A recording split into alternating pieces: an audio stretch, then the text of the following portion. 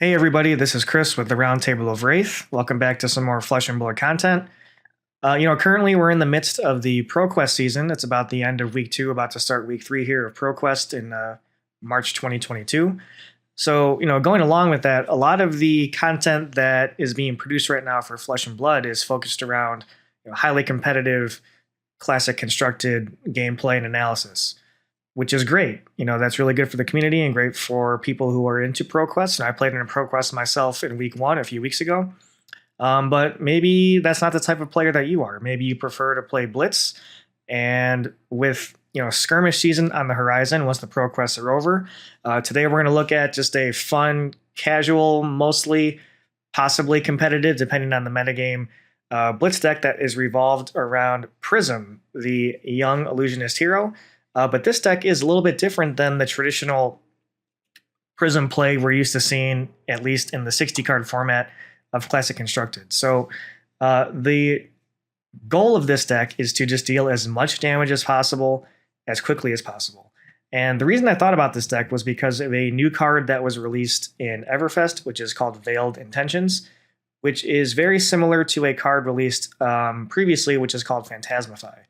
So both of these are low-costed, one-cost illusionist actions that give a very significant power buff to the next attack, but at the cost of giving that attack phantasm. So phantasm is the downside of these high-powered illusionist attacks, where if they're defended with a non-illusionist attack action card with 6 or more power, that card is destroyed, and Go Again does not resolve. No abilities on the card resolve, and the combat chain is closed, and your turn is essentially over unless you have more action points left over. When you heard me say casual before with this deck, don't be confused.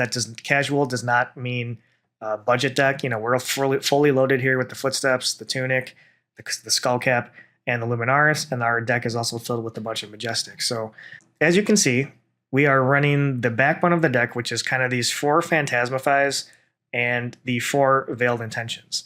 So both of these cards, as I mentioned, give a high power buff, but also at the downside of giving Phantasm. But in our deck, not really a big deal because all of our attacks are going to have Phantasm anyway. So the idea of each hand of cards is you're going to look to have a yellow, and then we can play, ideally, 2 high-powered one-cost attacks, possibly buffed with a Phantasmify. And along with that, we got a new card from Everfest, which is called Miraging Metamorph, which is a 1-cost 7-power Phantasm. And it says, when Miraging Metamorph is destroyed, create a token that's a copy of an aura you control. So this clause on the card is not really going to be active for us basically at all. But let's just say our opening hand, you have a yellow, a Phantasmify, and a Miraging Metamorph. With those 3 cards, you can present 12 damage just right out of the gate. So, and then you have Go Again on the back of that. And because of Luminaris and us pitching the yellow. So say on the back of that, you have a Fractal Replication. So I think, this deck is a pretty strong Fractal Replication deck. It's not going to get the buff, the power buff from Phantasmify, because Fractal Replication says the power is equal to the greatest base power among illusionist attack action cards on the combat chain. But still being able to follow up a Miraging Metamorph with a Fractal Replication is really, really, really strong. Along with that note, Fractal Replication in this deck works a lot better because we're not playing a ton of Heralds. Traditionally, regular Prism, quote unquote regular Prism in Classic Constructed plays a lot of Heralds, and those do not work with Fractal Replication because if they either get blown up by Phantasm or if they hit, they go into Prism's Soul. But none of our attacks really do that. Spears of Surreality, Miraging Metamorph, Coalescence Mirage, and Enigma Chimera, and Exude Confidence, none of these cards are going to go into our Soul on hit, so they can be easily followed up by a Fractal Replication, which really isn't possible in the other traditional Prism deck, like I said. And then beyond that, we have a couple spicy 0-costers here, Exude Confidence and Snatch. So Snatch with the Phantasmify seems really awesome, and especially with a Veiled Intentions. You're going to on hit draw a card, or if they decide to destroy it, you're going to draw a card as well. So, Just another great option for 0 or cheap, efficient attacks you can follow up a go again with after your Phantasmify turn with the or Phantasmify buff with a yellow. And then we also have these 2 new auras from Everfest, Pierce Reality and Passing Mirage, which fit into the strategy beautifully. Passing Mirage is a 0 cost blue. Your first illusionist attack each turn loses and can't gain Phantasm. So we have at least a little bit of main deck, action as far as possibly being able to get some damage through against 6 power attack decks, like we mentioned before. Or at the least, we're skipping their turn and making them attack it to acknowledge it. And then Pierce Reality is a 0 cost blue as well. The first illusionist attack action card you play each turn has +2 power.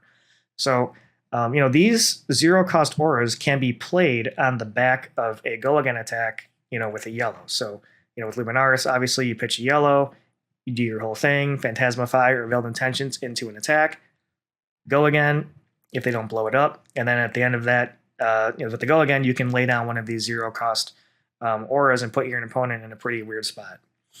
So always have 2 sync belows because you got to have sync below. But like I said before, the Dreamweavers and the Phantasmal Footsteps are going to be 100% necessary in those matchups to see if maybe you could kill them, if they're on that 6 power attack. But I left some of these equipments out here. Obviously in Blitz you can have 11 total equipment, but I only put 5 in here because if this is something you want to try, I like to kind of give people the ability to craft some ideas on their own and think about what other slots you could put in here for the gloves if you don't anticipate them to have 6 power attacks. Now you could lose that the Dreamweavers, but so this is the idea of the deck, guys. And the reason that I wanted to highlight this is because all these new cards, or a lot of these new cards from Everfest, Fractal Replication, Miraging Metamorph, Veiled Intentions, Passing Mirage, Pierce Reality, these kind of hint towards a different style of illusionist that we haven't seen yet, obviously, to this point with Prism.